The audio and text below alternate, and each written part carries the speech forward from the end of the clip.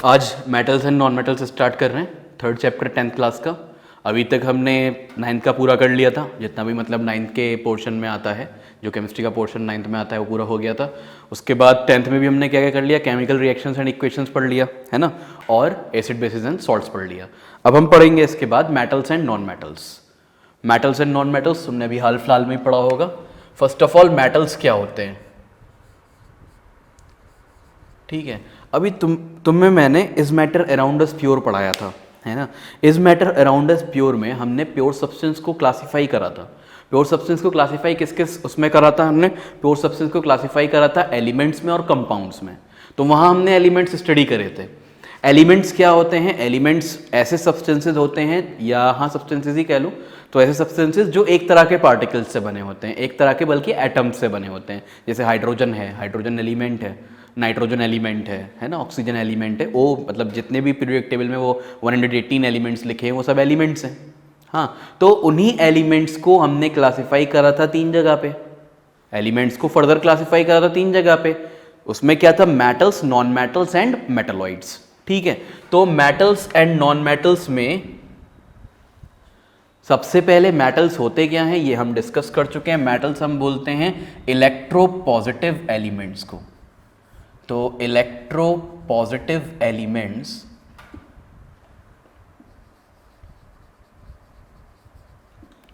Are called metals. तो electropositive elements क्या कहलाते हैं, मेटल्स कहलाते हैं।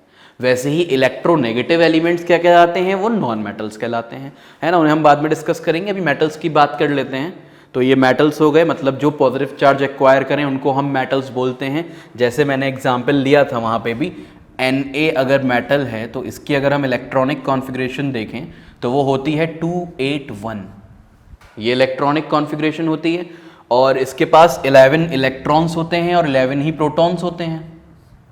इसकी टेंडेंसी क्या होती है, मतलब हर एलिमेंट की टेंडेंसी ये होती है, हर एटम की टेंडेंसी कि वो लास्ट शेल में 8 इलेक्ट्रॉन्स चाहता है।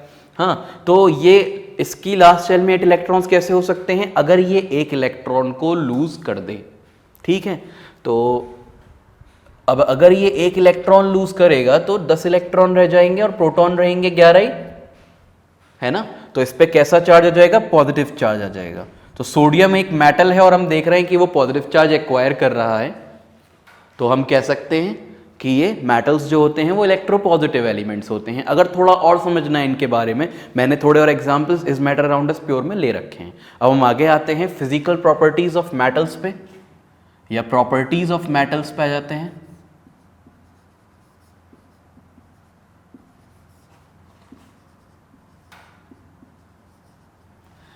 प्रॉपर्टीज ऑफ मेटल्स में जो फिजिकल प्रॉपर्टीज हैं वो मैं डिस्कस कर चुका हूं इस मैटर अराउंड अस प्योर में ही, ठीक है।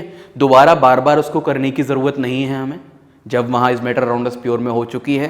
तो मतलब अब ये डिजिटल में यही आसानी है। अभी तुमने जैसे अगर अभी क्लास अलग अलग होती तो 10th को अलग पढ़ा रहे होते, 9th का अलग पढ़ा रहे होते, है ना। अभी क्या है, तुम्हें अगर यहाँ से फिजिकल प्रॉपर्टीज समझनी है, तुम चाह रहे हो कि हम पहले फिजिकल प्रॉपर्टीज पढ़ लें, तो इसको अभी वीडियो को पॉज करो, इस मैटर अराउंड अस प्योर पे जाओ और वहाँ से फिजिकल प्रॉपर्टीज को स्टडी करके वापस यहाँ आ जाओ। मेटल्स की फिजिकल प्रॉपर्टीज वहाँ पे दे रखी हैं, मैलिबिलिटी, डक्टिलिटी और इलेक्ट्रिसिटी कंडक्ट करते हैं, ये सब चीज़ें हमने वहाँ पे लिख दिया था, ठीक है। तो ये सब चीज़ें लिखी हुई भी हैं, नोट्स भी वहाँ बने हुए हैं, सब चीज़ें। अब हम केमिकल प्रॉपर्टीज़ की बात कर लेते हैं यहाँ पे।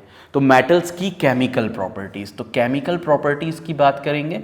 फिजिकल मैं बता चुका हूँ, physical in is matter around us pure में है वो, तो इस बात को मैं यहाँ लिख भी दे रहा हूँ ताकि वीडियो देखो तुम लोग तो तुम्हें आइडिया हो जाए कि कहाँ पे है कहाँ पे नहीं। Is matter around us pure, ठीक है। तो इस चैप्टर में जब तुम जाओगे वहाँ पे तुमको इसकी फिजिकल प्रॉपर्टीज मिल जाएंगी। Now we are coming to chemical properties. Chemical properties क्या क्या होती हैं मेटल्स की, ठीक है। तो केमिकल प्रॉपर्टीज से बात कर लेते हैं। पहली प्रॉपर्टी देखते हैं क्या होती है।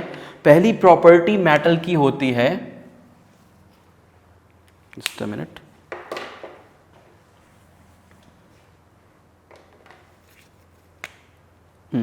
तो पहली प्रॉपर्टी मेटल की क्या होती है कि मेटल्स जब ऑक्सीजन से रिएक्ट करते हैं तो वो मेटल ऑक्साइड्स फॉर्म करते हैं।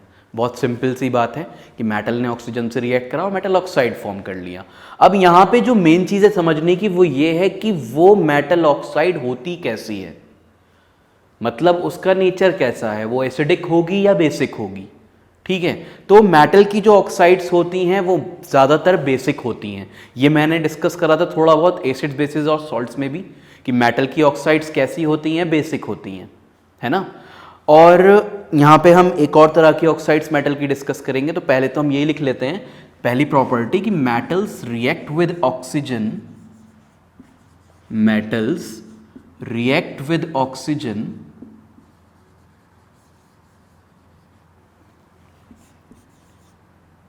टू गिव या टू प्रोड्यूस बेसिक ऑक्साइड्स। तो मेटल्स कैसी ऑक्साइड्स फॉर्म करते हैं, बेसिक ऑक्साइड्स फॉर्म करते हैं मेटल्स। बेसिक मतलब जो नेचर में बेसिक होती हैं, यानी कि जिनमें हाइड्रोक्साइड आयंस होंगे, ये कह सकते हो, या वो हाइड्रोक्साइड आयंस फॉर्म कर सकती हैं, है ना। तो अब जैसे हम बात करें सोडियम की, Na को अगर हम ऑक्सीजन से रिएक्ट कराएंगे O2 से तो क्या बन जाएगा, ये Na2O बन जाएगा। ठीक है, 2Na2O बन जाएगा, मतलब ये तो खैर बैलेंसिंग हो गई। तो सोडियम ऑक्साइड एक कैसी ऑक्साइड है, बेसिक ऑक्साइड है। ठीक, हम कैसे कह सकते हैं ये बेसिक ऑक्साइड है, क्योंकि अगर तुम इसको वाटर से रिएक्ट कराओगे तो ये हमें सोडियम हाइड्रोक्साइड दे देगी। Na2O को अगर वाटर से रिएक्ट कराएंगे तो ये हमें सोडियम हाइड्रोक्साइड दे देगा। सोडियम हाइड्रोक्साइड क्या होता है, सोडियम हाइड्रोक्साइड एक बेस होता है।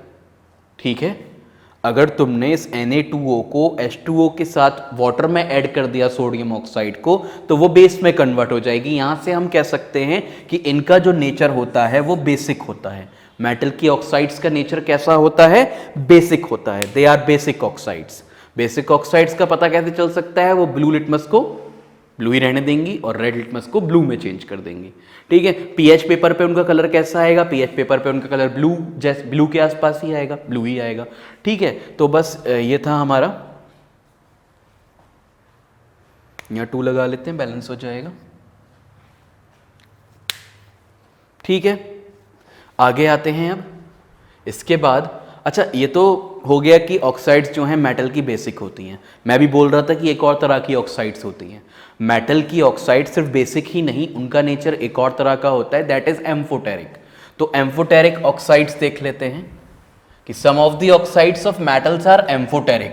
मेटल की कुछ ऑक्साइड्स जो हैं वो एम्फोटेरिक भी होती हैं, ज़्यादातर बेसिक ही होती हैं। K2O बेसिक है, Na2O बेसिक है, MgO बेसिक है, CaO बेसिक है, ये सब बेसिक हैं। ठीक है, अदर एग्जाम्पल्स अगर यहां लिखना चाहो तो अदर एग्जाम्पल्स क्या क्या हो जाएंगे, अदर एग्जाम्पल्स K2O हो जाएगा, CO कह रहा हूं, CaO हो जाएगा, MgO हो जाएगा, एटसेट्रा।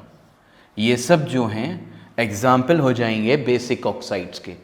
मेटल की ऑक्साइड्स यानी कि बेसिक ऑक्साइड्स। ठीक है, तो ये बात याद रहेगा, most of the time atoms oxygen से रिएक्ट करके बेसिक ऑक्साइड्स फॉर्म करते हैं। अब हम बात करेंगे कुछ एम्फोटेरिक ऑक्साइड्स की। सम ऑफ देम या सम ऑफ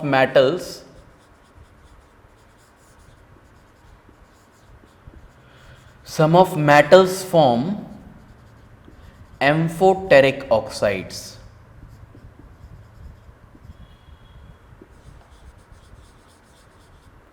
कुछ मेटल्स एम्फोटेरिक ऑक्साइड्स भी फॉर्म करते हैं।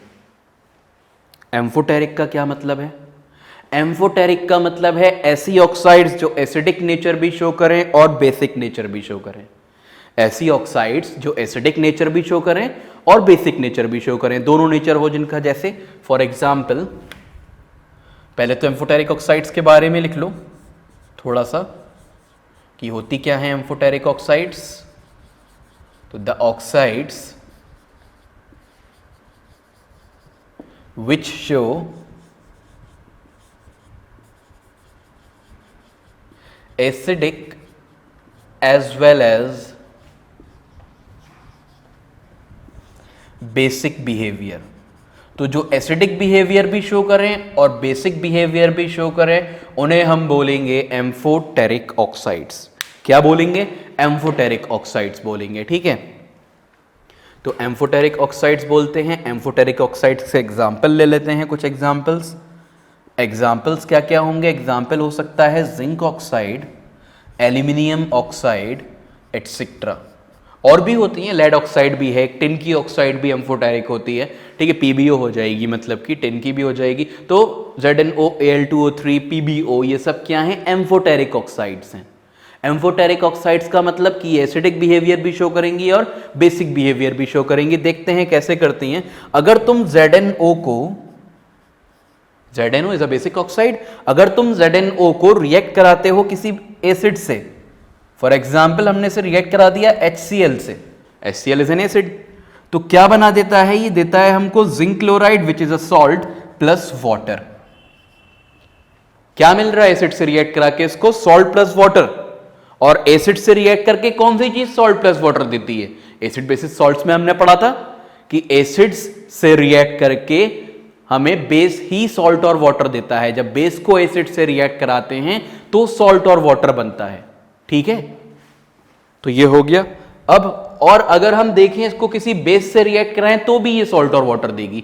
अभी यहां पे ये कैसा बिहेवियर शो कर रही है? इसका हमने कैसा बिहेवियर शो करा? ये इसका एसिडिक बिहेवियर है। कैसा बिहेवियर है ये? एसिडिक बिहेवियर है। सॉरी, एसिडिक तो HCl का है, बेसिक बिहेवियर है इसका ये।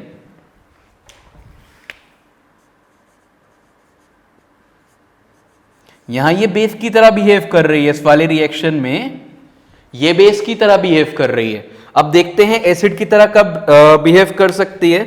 अगर हम इसको रिएक्ट करा दें एक बेस से, for example NaOH, sodium hydroxide से रिएक्ट करा दें अगर, तो हमें क्या मिल जाएगा? Na2ZnO2 प्लस H2O, ठीक है।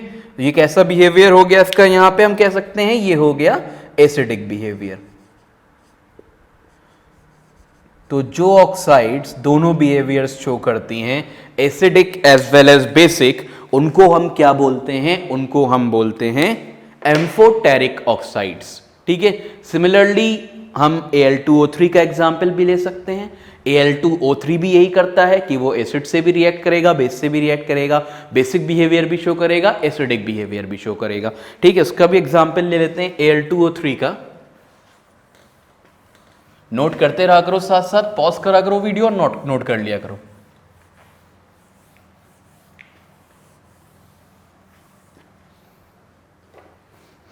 ठीक है, तो Al2O3 की भी बात कर लेते हैं। Al2O3 जब रिएक्ट करेगा HCl से तो ये फॉर्म करेगा सॉल्ट और वाटर, AlCl3 प्लस H2O, है ना। तो यहां पे ये कैसा बेसिक बिहेवियर शो कर रहा है? ये बेसिक हो गया। और अगर हमें इसका एसिडिक बिहेवियर देखना है तो इसे रिएक्ट करा दो सोडियम हाइड्रोक्साइड से, तो ये बन जाएगा sodium aluminate NaAlO2 plus H2O, salt plus water.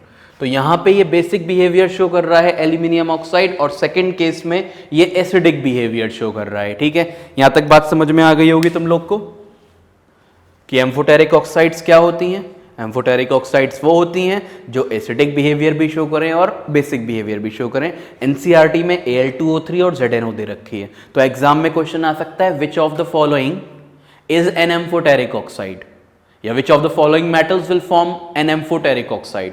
तो जिंक की ऑक्साइड और एल्यूमिनियम की ऑक्साइड जो है वो एम्फोटेरिक होंगी, जो एनसीईआरटी में क्वेश्चन उसी पे आएगा, ठीक है। अभी यहाँ पे हमने ये कंप्लीट कर लिया। इसके बाद ये हमारा ऑक्साइड्स पे हो गया कि ऑक्साइड्स कैसी फॉर्म करते हैं, ऑक्सीजन से रिएक्ट करके वो क्या फॉर्म करते हैं। इसके बाद हम बात करेंगे अब कि मेटल को अगर हम वाटर से रिएक्ट कराएं तो क्या होगा।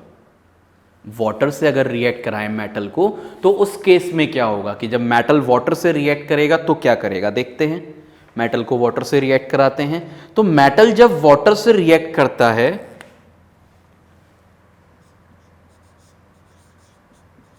देखो, मेटल्स जो हैं मैंने बताया था कि ज़्यादा रिएक्टिव भी होते हैं, कम रिएक्टिव भी होते हैं। पूरी रिएक्टिविटी सीरीज है ना। मोस्ट रिएक्टिव जो हैं वो रिएक्टिविटी सीरीज में ऊपर होते हैं। तो जो ज़्यादा रिएक्टिव हैं वो तो वाटर से रिएक्ट कर जाते हैं, लेकिन जो कम रिएक्टिव हैं वो वाटर से रिएक्ट नहीं करते, वो स्टीम से रिएक्ट करते हैं। मतलब स्टीम क्या होती है?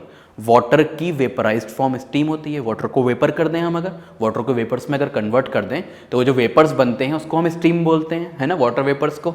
तो मेटल के यहाँ पे दो केस हैं कि अगर वो वाटर से रिएक्ट कर रहा है तो it will form metal hydroxide. क्या फॉर्म करेगा? Metal hydroxide plus hydrogen gas plus hydrogen. ठीक है। और अगर मेटल रिएक्ट कर रहा है स्टीम से,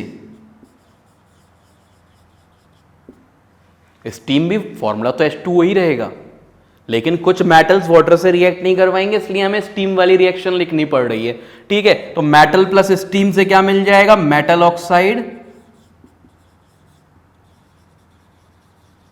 प्लस हाइड्रोजन। तो ये बात याद रखना कि जब वाटर से रिएक्ट करेगा तो हाइड्रोक्साइड देगा, और जब स्टीम से रिएक्ट करेगा तो ऑक्साइड देगा। ये फर्क है बस दोनों में, बाकी सब बिल्कुल सही है। क्या डिफरेंस है? वहां हाइड्रोक्साइड बन रही है, यहां ऑक्साइड बन रही है। ठीक है, तो क्लियर हो गया होगा। ये एग्जाम्पल्स ले लेते हैं अब इसके। तो यहां थोड़ा सा हेडिंग डालना चाहो तो ये डाल सकते हो, reaction of metals with water. पहले ऑक्सीजन से करा, दूसरी पहली प्रॉपर्टी थी वो, ये दूसरी प्रॉपर्टी है, reaction of metals with water. ठीक है, तो एग्जाम्पल्स ले लेते हैं अब।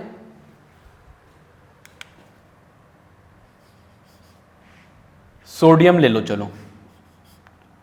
सोडियम को अगर वाटर में ऐड करोगे, इतना ज्यादा रिएक्टिव होता है सोडियम की अगर तुम उसे कोल्ड वाटर से भी रिएक्ट करा दो तो वो वाटर में जाते ही आग पकड़ लेता है।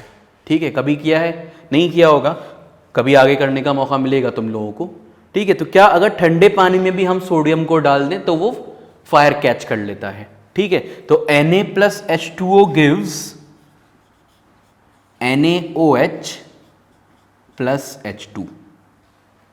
ठीक है भाई,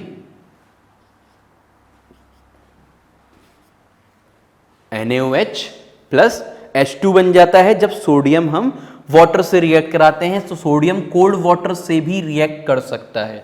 अगर पोटेशियम की बात करें, बिल्कुल सेम केस पोटेशियम का है कि वो भी कोल्ड वाटर से रिएक्ट कर सकता है। के पोटेशियम है यहां पे।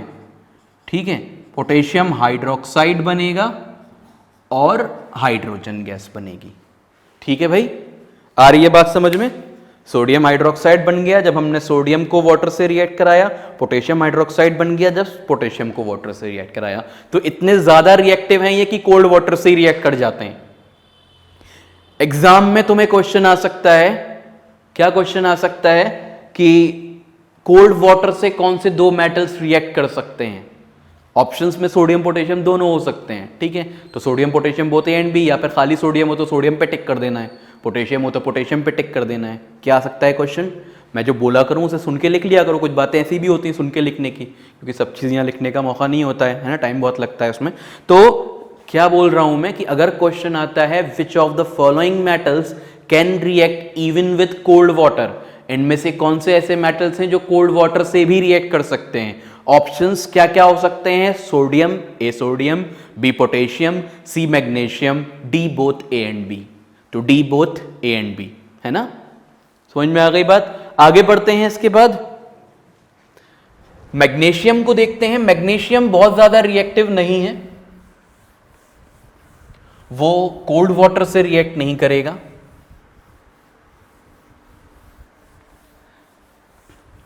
लेकिन हां हॉट वाटर से कर जाएगा react.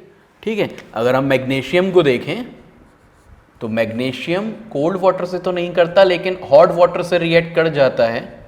Hot water is not steam, अभी स्टीम की बात नहीं हो रही है, थोड़ा सा गर्म करा है उसे, अभी हमने स्टीम में कन्वर्ट नहीं करा है। स्टीम में कन्वर्ट कब होता है? जब 100 डिग्री सेल्सियस टेम्परेचर हो जाता है उसका।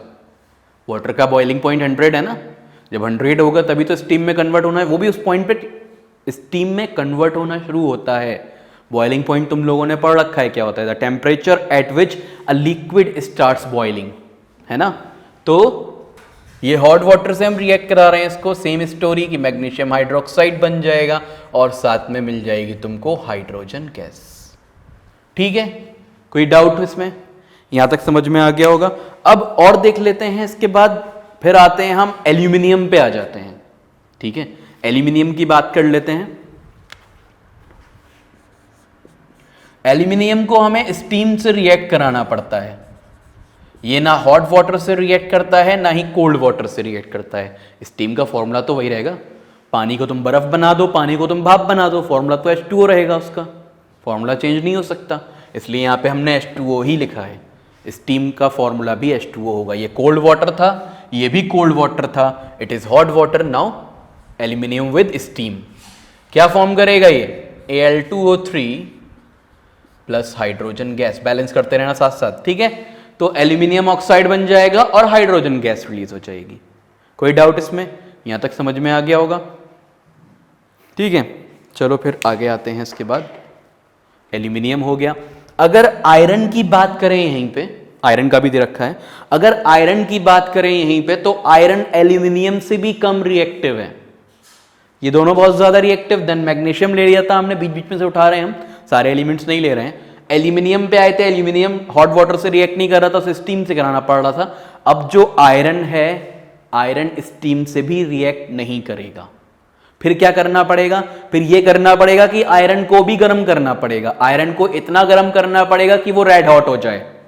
देखा होगा अगर तुमने कहीं पे ब्लैक स्मिथ, आयरन स्मिथ बोलते हैं शायद उसको, हाँ लोहार को, तो अगर कभी देखा हो, कभी मौका मिला हो, वरना आगे मिलेगा, तो इतना गर्म कर लोहे को, जब वो लोहे को दूसरा शेप देते हैं तो वो इतना गर्म कर लेते हैं लोहे को कि वो रेड हो जाता है। नहीं देखा तो यूट्यूब पे तमाम वीडियोस हैं, ठीक है, कि आयरन को गर्म करते हैं तो किस तरह से रेड हो जाता है, देखी भी होंगी तुमने। तो आयरन रेड हो जाता है जब हम उसे गर्म करना शुरू करते हैं। तो इतना गर्म कर लें, ऐसा नहीं फौरन ही रेड हो जाएगा, टाइम लगेगा, क्योंकि मेल्टिंग पॉइंट आयरन का बहुत ज़्यादा होता है, 1500 के ऊपर होता है। ठीक है, तो मेल्टिंग पॉइंट है, खैर गर्म होना शुरू हो जाएगा जब हम उसे गर्म करेंगे। तो इतना गर्म हो जाए कि वो रेड कलर का हो जाए। जब वो रेड कलर का हो जाएगा, रेड हॉट आयरन जिसे बोलेंगे, उसको रिएक्ट कराएंगे स्टीम से, तो वो कर जाएगा स्टीम से रिएक्ट। ठीक है, Fe, रेड हॉट Fe, इसको अगर हम स्टीम से रिएक्ट कराएंगे, क्या बनेगा? Fe3O4 plus H2। ये क्या है Fe3O4? Fe3O4 आयरन की ऑक्साइड है, बल्कि ये कह सकते हो कि ये आयरन की ऑक्साइड्स का मिक्सचर है। इस पे क्वेश्चन बन सकता है कि व्हाट इज Fe3O4? Fe3O4 क्या होता है? Fe3O4 is a mixture of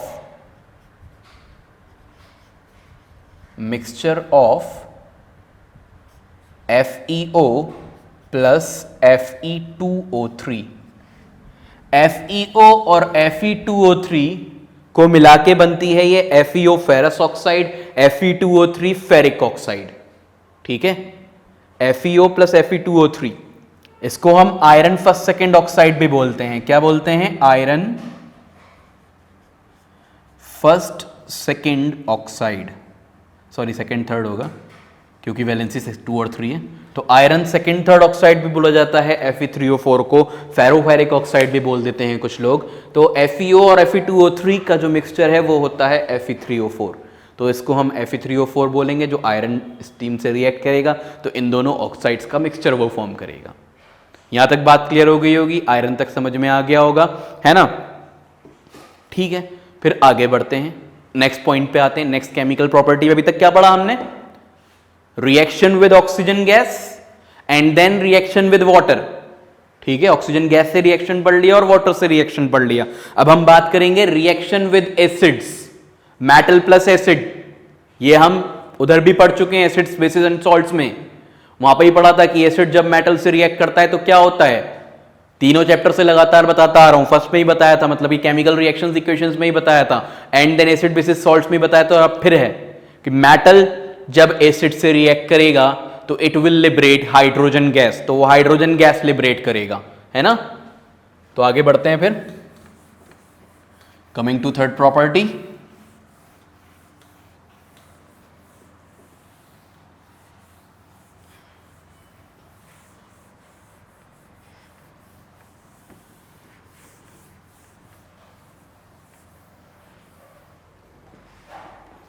तीसरी प्रॉपर्टी पे आते हैं, reaction of metal with acids. अब मेटल का रिएक्शन एसिड्स के साथ, ठीक है, तो एसिड से मेटल किस तरह रिएक्ट करते हैं ये देख लेते हैं। Reaction of metal with acids पढ़ चुके हैं हम। Metal plus acid give hydrogen gas, metal salt और हाइड्रोजन गैस बनता है ना। तो मेटल, कुछ और बातें बतानी है इसमें वरना मैं कहता पहले पढ़ चुके हैं, तो इसीलिए मतलब मैं रुका हुआ हूं, थोड़ा सा धीरे धीरे ले रहा हूं इसको। तो metal plus acid give metal salt plus hydrogen gas, metal salt plus H2, ठीक है भाई। मेटल सॉल्ट और हाइड्रोजन गैस, जब एसिड को, और हाइड्रोजन गैस का टेस्ट क्या है, टेस्ट वेस्ट सब तुम पढ़ चुके हो, ठीक है ना, कि हाइड्रोजन गैस को टेस्ट कैसे करते हैं विद पॉप साउंड, CO2 को कैसे करते हैं कि लाइम वाटर मिल्की हो जाता है, ये सब चीजें थी। तो metal plus acid give metal salt plus hydrogen gas, है ना। तो हाइड्रोजन गैस रिलीज होती है इसमें, ठीक है। अब एग्जाम्पल ले लेते हैं, बहुत से एग्जाम्पल्स लिए हमने, जिंक वाला लिया है बहुत बार, दोबारा से ले लेते हैं। Zinc plus H2SO4 give ZnSO4 plus hydrogen gas. रट गया होगा अब तक तो, है ना।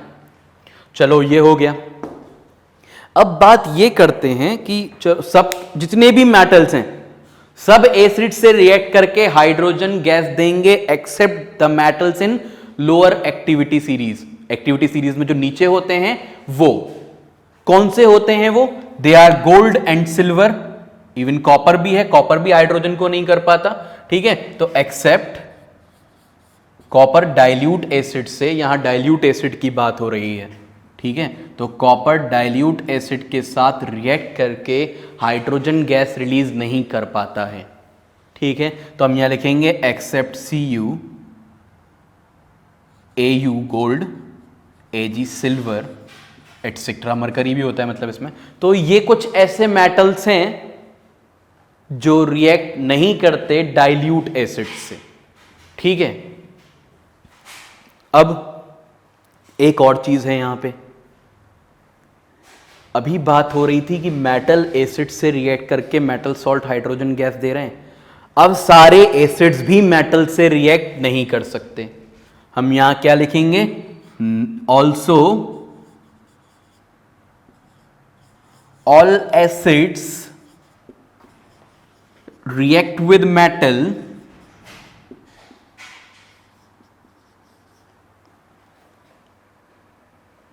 अच्छा, यहां पे एक बात और बता देते हैं तुम लोग को, इस पे बाद में जाएंगे कि कौन सा एसिड नहीं रिएक्ट करता है एक्सेप्शन पे इसकी।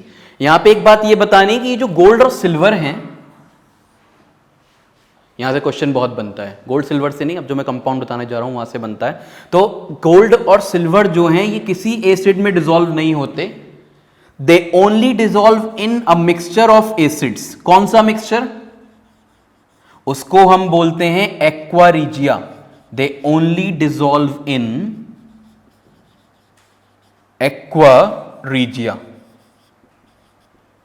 तो ये सिर्फ एक्वा रिजिया में डिसॉल्व होते हैं। एक्वा रिजिया को हम रॉयल वाटर भी बोलते हैं।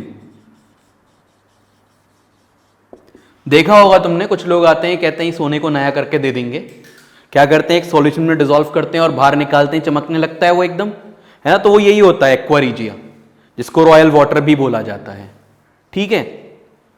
अच्छा, ये होता क्या है, ये होता है 3:1 रेशियो में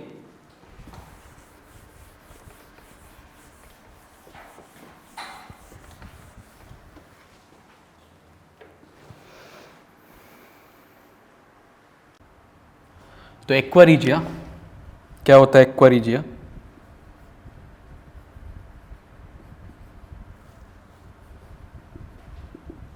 एक्वा रिजिया सॉल्यूशन है 3:1 के रेशियो में कंसंट्रेटेड हाइड्रोक्लोरिक एसिड और कंसंट्रेटेड नाइट्रिक एसिड का। तो 3:2 इस पे क्वेश्चन आ चुका है, ये बात याद रखना। 3 पार्ट्स होते हैं कंसंट्रेटेड HCl के, कंसंट्रेटेड हाइड्रोक्लोरिक एसिड के, और 1 पार्ट होता है कंसंट्रेटेड HNO3 का। क्वेश्चन विद रेशियो पूछा गया था। सिर्फ इतना नहीं पूछेंगे कि कौन से एसिड्स होते हैं, किन एसिड्स का मिक्सचर होता है, ये भी पूछ सकते हैं इसमें कि कौन सा है, कौन सा किस रेशियो में है। ठीक है, ये पूछा जा सकता है कि कौन सा किस रेशियो में है, कौन सा ज्यादा अमाउंट में है, कौन सा कम अमाउंट में है। तो एक्वा रिजिया क्या होता है, 3:1 के रेशियो में HCl और कंसंट्रेटेड HNO3, और यू कैन से कि ये 25% होगा यहां पे और ये 75% होगा, ऐसे भी कह सकते हो। 75% कंसंट्रेटेड HCl, 25% कंसंट्रेटेड HNO3। तो ये ऐसा सॉल्यूशन है जो गोल्ड और सिल्वर को भी डिसॉल्व कर सकता है। अभी इसी पे रहेंगे, एसिड वाली बात भी आगे बढ़ाते हैं।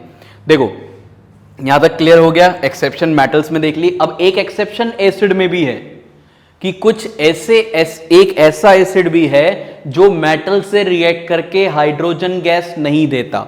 कौन सा एसिड है वो, हम यहां लिखते हैं इस बात को कि all acids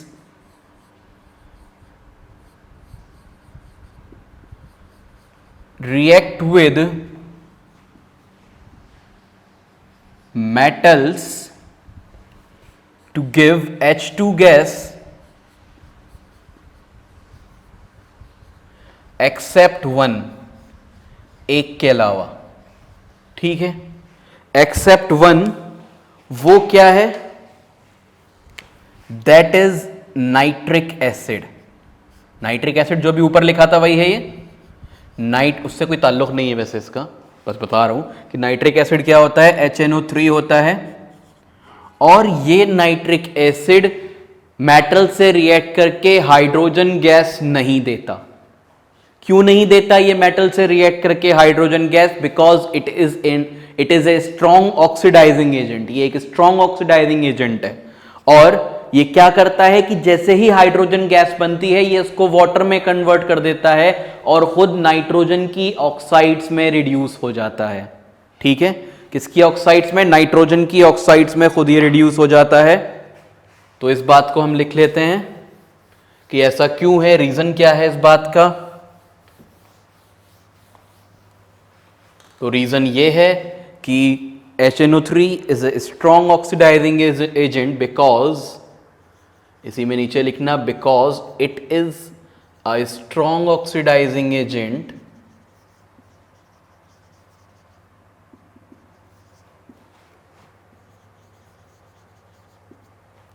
it oxidizes H2 produce, जो H2 बनती भी है इसमें, उस H2 को ये ऑक्सीडाइज कर देता है 2H2O, H2O में, and itself reduces to, और खुद रिड्यूस हो जाता है, and itself reduces to, and itself reduces to oxides of nitrogen. खुद नाइट्रोजन की ऑक्साइड्स में रिड्यूस हो जाता है। वो ऑक्साइड्स कौन कौन सी हैं, N2O है, NO2 है, एक आध और है, देख लेते हैं, रहना जाए कोई सी, है ना, ये सही नहीं है। तो अभी तक हमने क्या बात करी, क्या बात कर रहे थे कि मेटल्स जब एसिड से रिएक्ट करते हैं तो वो हाइड्रोजन गैस प्रोड्यूस करते हैं, है ना, सिवाय एक एसिड के। कौन सा एसिड था वो था नाइट्रिक एसिड।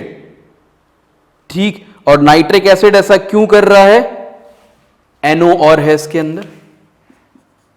तो ये पूरा हो गया तुम्हारा। ठीक है, तो नाइट्रिक एसिड खुद तो रिड्यूस हो जाता है ऑक्साइड्स ऑफ नाइट्रोजन में, that are N2O, NO2 and NO, और H2 को ऑक्सीडाइज कर देता है ये H2O में, क्योंकि ये बहुत अच्छा ऑक्सीडाइजिंग एजेंट है, इसलिए ये ऐसा करता है, और खुद रिड्यूस हो जाता है टू ऑक्साइड्स ऑफ नाइट्रोजन, जो कि ये होती हैं। ठीक है, तो बहुत ध्यान से इसको समझ लेना। क्वेश्चन वो पूछ सकते हैं कि HNO3 खुद कौन सी ऑक्साइड्स में रिड्यूस होता है, नाइट्रोजन की कौन कौन सी ऑक्साइड्स हैं जिसमें HNO3 रिड्यूस होता है।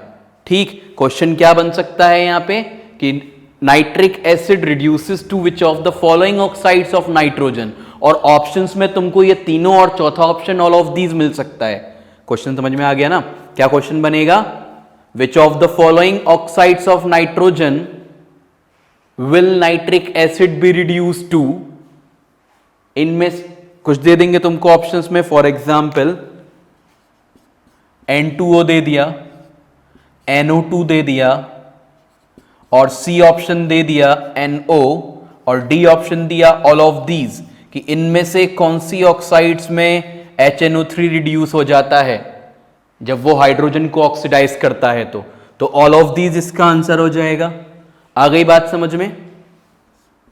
क्वेश्चन ऐसे आ सकता है, to which oxide of nitrogen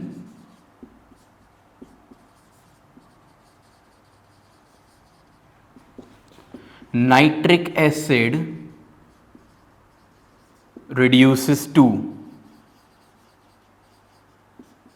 ठीक है, तो ये 4 ऑक्साइड्स हो सकती हैं, वो सॉरी ये 3 ऑक्साइड्स। ठीक है, तो अब आंसर इसका क्या हो जाएगा? ये तीनों हो जाएंगे, ऑल ऑफ दिस इसका ऑप्शन सही हो जाएगा। आगे बढ़ते हैं फिर। ये तुम्हारी बात हो गई कि मेटल्स जब एसिड से रिएक्ट करते हैं तो क्या होता है। अब इसमें और कुछ ऐसा खास बचा नहीं है। फोर्थ प्रॉपर्टी पे आते हैं इसके बाद, कि मेटल्स जब और मेटल्स अदर मेटल्स के सॉल्ट से रिएक्ट करते हैं तो क्या होता है। हमने पढ़ा था displacement reaction in chapter 1 of class 10th, chemical reactions and equations में हमने क्या पढ़ा था कि डिस्प्लेसमेंट रिएक्शंस में क्या होता है कि ज्यादा रिएक्टिव मेटल कम रिएक्टिव मेटल को उसके सॉल्ट में से डिस्प्लेस कर देता है ना? ये पढ़ा था हमने, तो इसको भी लिख ही लेते हैं। लास्ट प्रॉपर्टी है ये, अभी तक हमने 3 पढ़ी। कौन कौन सी 3 प्रॉपर्टीज पढ़ ली हमने? एक था मेटल को ऑक्सीजन से रिएक्ट कराया था तो मेटल ऑक्साइड्स बनी थी। कौन कौन सी मेटल ऑक्साइड्स बनी थी ये भी पढ़ लिया है ना, किस तरह की बनी थी, बेसिक और एम्फोटेरिक। उसके बाद हमने फिर वाटर से रिएक्ट कराया था, कोल्ड वाटर से, हॉट वाटर से, स्टीम से, एंड देन एसिड से रिएक्ट कराया था। अब हम बात करेंगे मेटल्स का reaction with metal salts, other metal salts. ठीक है, तो फोर्थ प्रॉपर्टी है हमारी रिएक्शन ऑफ मेटल्स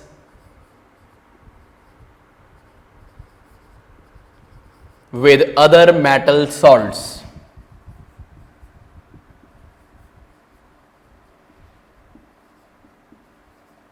तो अदर मेटल सॉल्ट से अगर हमें मेटल को रिएक्ट कराना है तो क्या होता है उसमें कि इन रिएक्शंस में मोर रिएक्टिव मेटल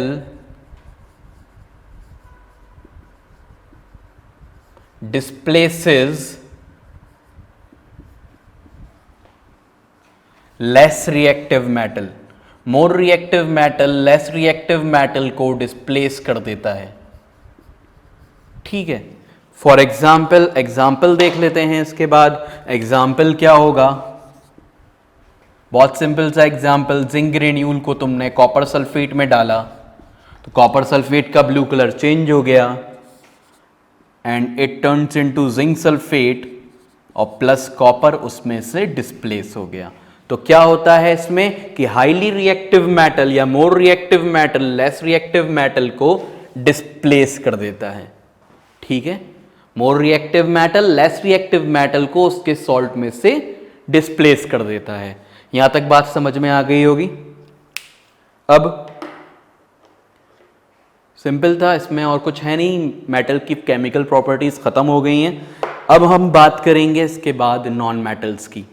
ठीक है, कि नॉन मेटल्स क्या होते हैं। अभी तक हमने मेटल्स डिस्कस करें कि मेटल्स क्या होते हैं, मेटल्स की फिजिकल प्रॉपर्टीज मैंने तुम्हें बता दिया है कि फिजिकल प्रॉपर्टीज कहां जाके देखनी है। फिजिकल प्रॉपर्टीज तुमको देखनी है is matter around us pure में। दोबारा से मेरे माइंड करा रहा हूं कि फिजिकल प्रॉपर्टीज मेटल्स की भी इवन नॉन मेटल्स की भी, दोनों की तुम कहां जाके देखोगे? Is matter around us pure वाली वीडियो में देखोगे। ठीक है, फिजिकल प्रॉपर्टीज वहां मैं बता चुका हूं, वहां सारे क्वेश्चंस भी डिस्कस कर चुका हूं, है ना। अब यहां पे हम केमिकल प्रॉपर्टीज की ही बात करेंगे। आगे आते हैं, ये हो गया था, ये भी हो गया था, कोई भी मिटा दो।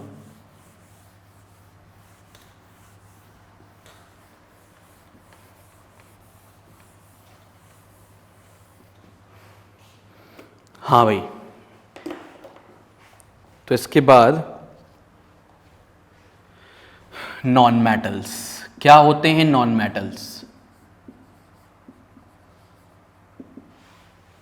Electronegative elements are called non metals. जो नेगेटिव चार्ज एक्वायर करेंगे वो कहलाएंगे नॉन मेटल्स, है ना। तो we can write electronegative elements,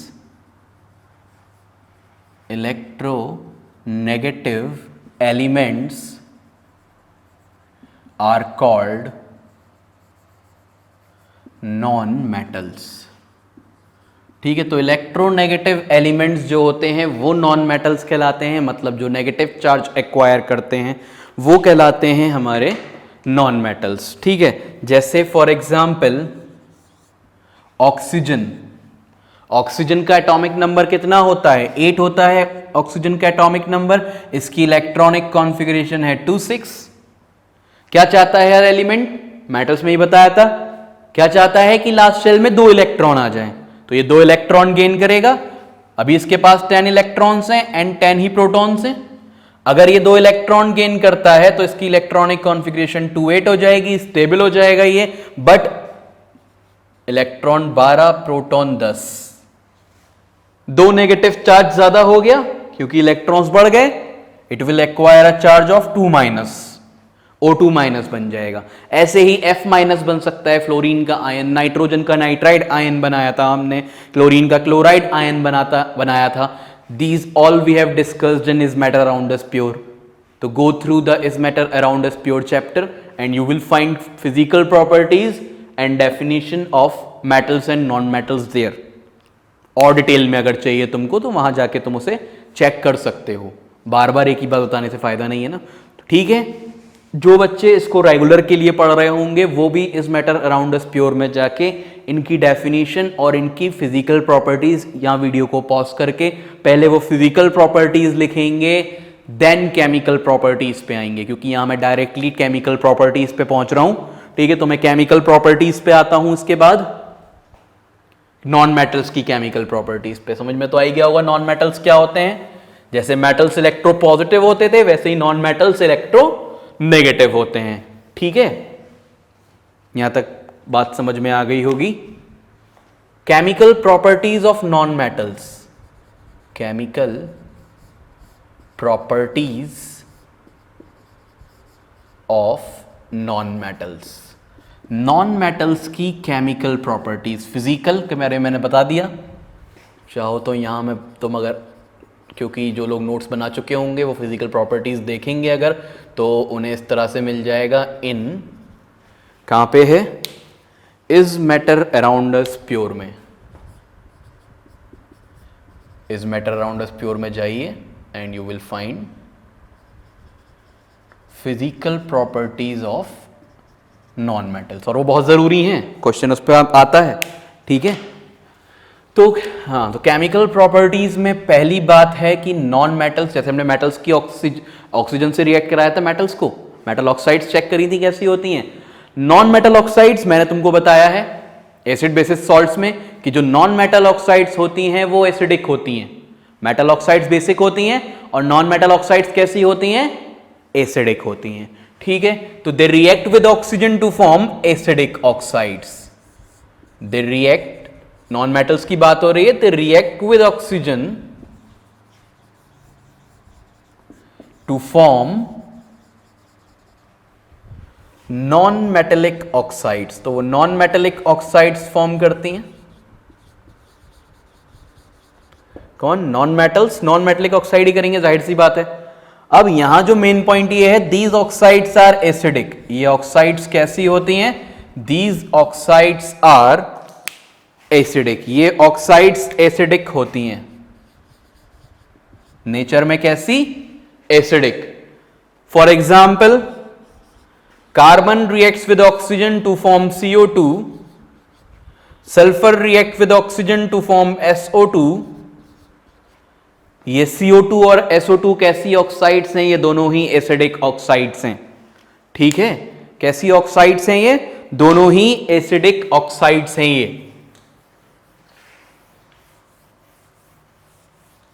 और क्यों है एसिडिक ऑक्साइड? क्योंकि अगर इन्हें वाटर से रिएक्ट कराओगे तो they will give you N acid.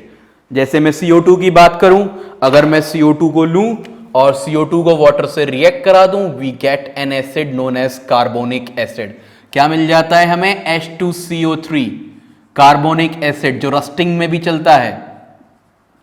चलने का मतलब क्या है? चलने का मतलब है कि रस्टिंग में, मैंने तुम्हें वहां पे कोरोजन में एक डेफिनेशन बोली थी, वहां पे एसिड वाली बात बताई नहीं थी, क्लियर नहीं करी थी। क्या बोला था मैंने कोरोजन में? The degradation of the surface of metal by the action of air, water और एन एसिड। वो एसिड कहां से आता है? अगर आयरन रस्ट हो रहा है, आयरन पे रस्टिंग हो रही है, तो वो एसिड कहां से आता है? H2O और CO2 को मिला के बनता है एसिड। H+ आयंस यहां से आते हैं कार्बोनिक एसिड से। CO2 है एटमॉस्फेयर में, एटमॉस्फेयर में वाटर तो है ही, H2O CO2 मिलते हैं, कार्बोनिक एसिड बनता है और उससे भी कोरोजन बहुत ज्यादा होता है। ठीक है, सिर्फ एयर और मॉइस्चर, एयर और वाटर ही कल्प्रिट नहीं है, acid is also a culprit. Acid भी कोरोजन कॉज करता है। ठीक है भाई, तो ये कार्बोनिक एसिड बन गया, ऐसे इसका सल्फ्यूरस एसिड बन जाएगा। तो कैसी ऑक्साइड्स होती हैं? एसिडिक ऑक्साइड्स होती हैं। अब जैसे कि एक बात वहां पे थी कि कुछ ऑक्साइड्स मेटल्स की एम्फोटेरिक भी होती हैं, वैसे ही कुछ ऑक्साइड्स नॉन मेटल्स की न्यूट्रल भी होती हैं। एम्फोटेरिक नहीं होंगी यहां पे, यहां कैसी होंगी? Neutral. Neutral means neither acidic nor basic. Amphoteric means acidic as well as basic. Amphoteric का क्या मतलब था? Acidic as well as basic. Neutral का क्या मतलब है? नीदर एसिडिक नॉर बेसिक, ना ही वो एसिडिक होंगी ना ही बेसिक होंगी। ठीक है, तो सम ऑफ नॉन मेटल्स हम लिख सकते हैं यहां, some of non metals also form कैसी ऑक्साइड्स? Neutral oxides.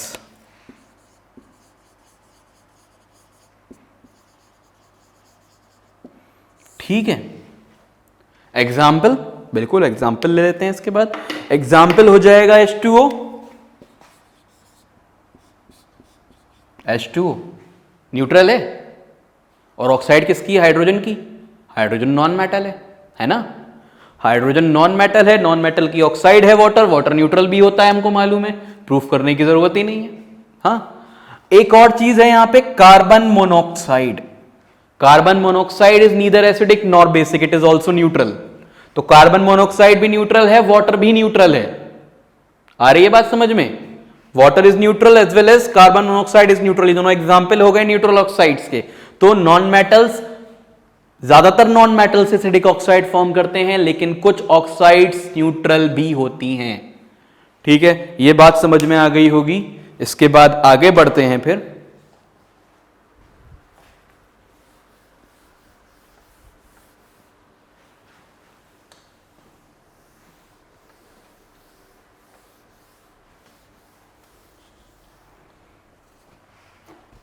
पहली प्रॉपर्टी हो गई नॉन मेटल्स की, सेकंड प्रॉपर्टी पे चलते हैं। सेकंड प्रॉपर्टी एसिड से रिएक्शन नॉन मेटल का, जैसे भाई मेटल का रिएक्शन था एसिड से, वैसे ही नॉन मेटल का रिएक्शन एसिड से करा के देख लेते हैं। तो non metals do not react with acids, non metals do not react with acids. Non metals acid से रिएक्ट नहीं करेंगे। ठीक है भाई, क्योंकि वो हाइड्रोजन को डिस्प्लेस नहीं कर पाते, ये कह लो। तो एसिड से नॉन मेटल रिएक्ट नहीं करते। नेक्स्ट पॉइंट, थर्ड पॉइंट कह सकते हो, non metals also do not react with water. Non metals do not react with water. Non metals water से भी रिएक्ट नहीं करते। ठीक है, ना तो वो एसिड से रिएक्ट करते हैं और ना ही वाटर से रिएक्ट करते हैं। कौन? Non metals. ठीक है, इसके बाद लास्ट प्रॉपर्टी कह लो इसको, रिएक्शन ऑफ नॉन मेटल्स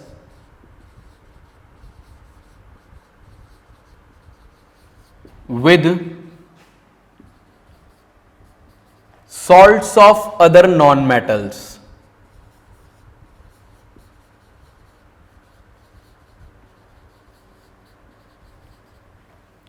ठीक है, नॉन मेटल्स का रिएक्शन अदर नॉन मेटल्स के सॉल्ट्स के साथ।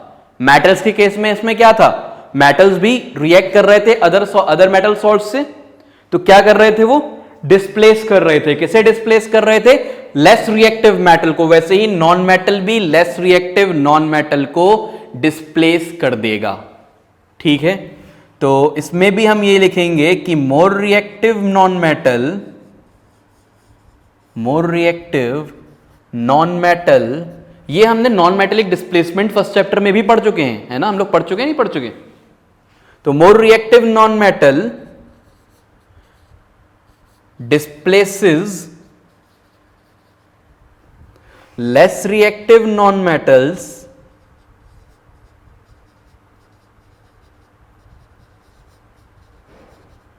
From their salts.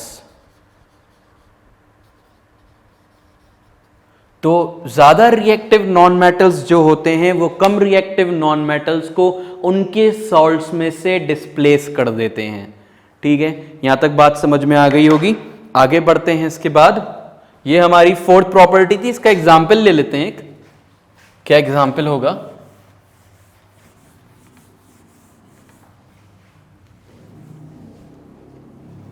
Silver bromide AgBr example है ये।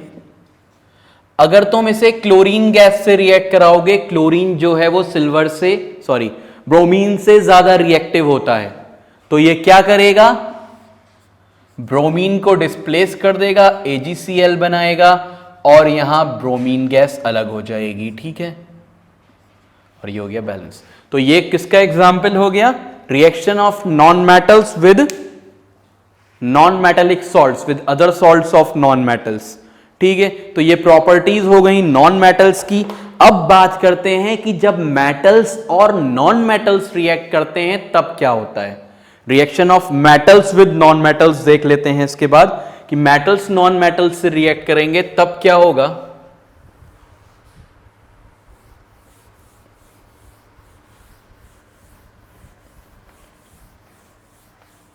प्रॉपर्टीज दोनों की समझ में आ गई होंगी, मेटल्स की भी नॉन मेटल्स की भी। इंपॉर्टेंट है बहुत ज्यादा, क्वेश्चन बनता रहता है इस पे से। कुछ क्वेश्चंस हम देखेंगे चैप्टर कंप्लीट होने के बाद। ठीक है, अब how do metals and non metals react, इसी तरह से टॉपिक दे रखा है एनसीईआरटी में, या reaction of metals and non metals भी लिख सकते हो। How do metals and non metals react.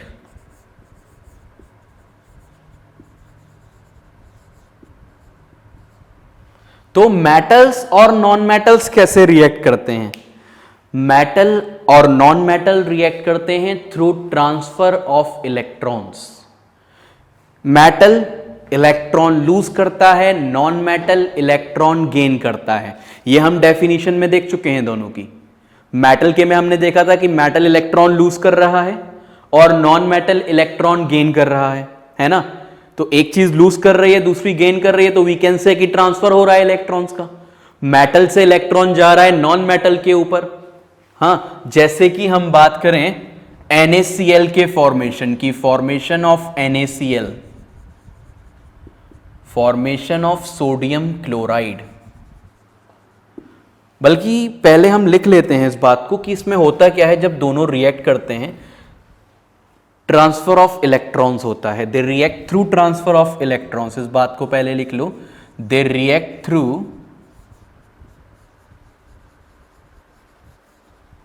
Transfer of electrons. तो ये ट्रांसफर ऑफ इलेक्ट्रॉन्स के थ्रू रिएक्ट करते हैं, और ट्रांसफर ऑफ इलेक्ट्रॉन से जो बॉन्ड बनते हैं या जो कंपाउंड बनते हैं वो आयोनिक कंपाउंड्स और आयोनिक बॉन्ड्स कहलाते हैं। ठीक है, they form ionic bonds.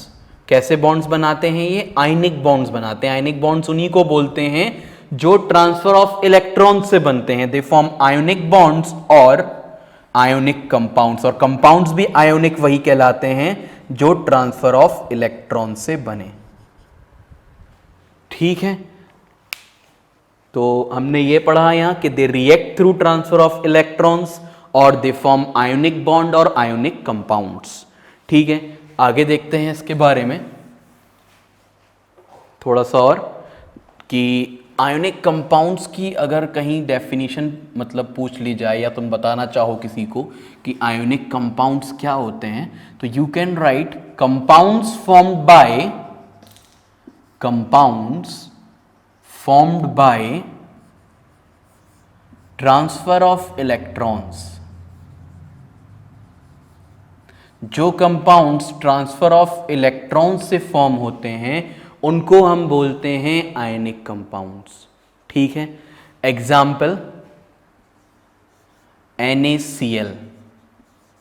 NaCl इसका एक एग्जाम्पल हो जाएगा। अब हम इसके बाद फॉर्मेशन ऑफ NaCl देख लेंगे। NaCl की फॉर्मेशन है ना,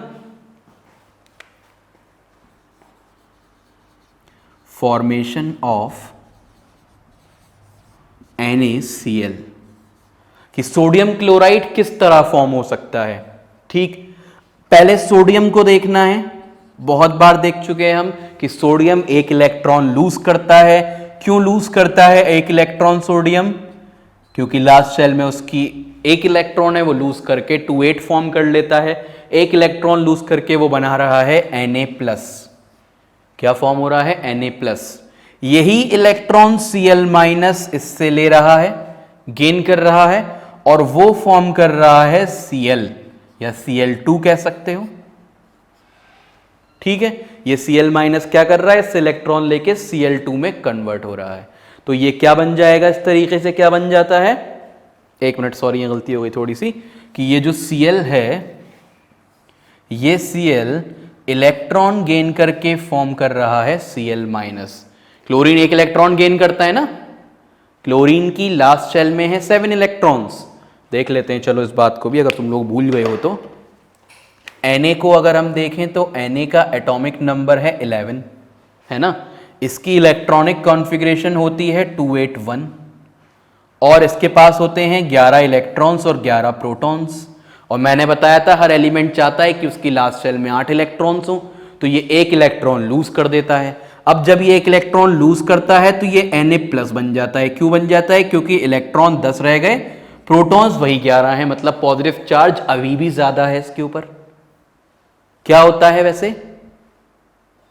11 इलेक्ट्रॉन 11 प्रोटॉन, जितना नेगेटिव चार्ज उतना ही पॉजिटिव चार्ज, बराबर है। लेकिन जैसे ही इसने इलेक्ट्रॉन लूज करा, इलेक्ट्रॉन कम हो गए, पॉजिटिव चार्ज बढ़ गया, तो Na+ बन गया। ऐसे ही अगर हम Cl को देखें, 287, 17 इलेक्ट्रॉन्स एंड 17 प्रोटॉन्स। ये क्या करेगा? ये 7 इलेक्ट्रॉन है इसकी लास्ट शेल में, तो यानी कि ये इलेक्ट्रॉन गेन करेगा 8 करने के लिए, है ना। तो इसके पास हो जाएंगे 18 इलेक्ट्रॉन, और प्रोटॉन उतने ही रहेंगे। नेगेटिव चार्ज ज्यादा हो गया, इसलिए बन गया Cl-। एक पॉजिटिव चार्ज बन गया, एक नेगेटिव चार्ज बन गया, दोनों एक दूसरे को अट्रैक्ट कर लेंगे और Na और Cl के बीच में बॉन्ड बन जाएगा। इस तरह NaCl बनता है। आज के लेक्चर में इतने ही रखेंगे, नेक्स्ट लेक्चर से बात करते हैं बाकी की, इसकी प्रॉपर्टीज पढ़ेंगे।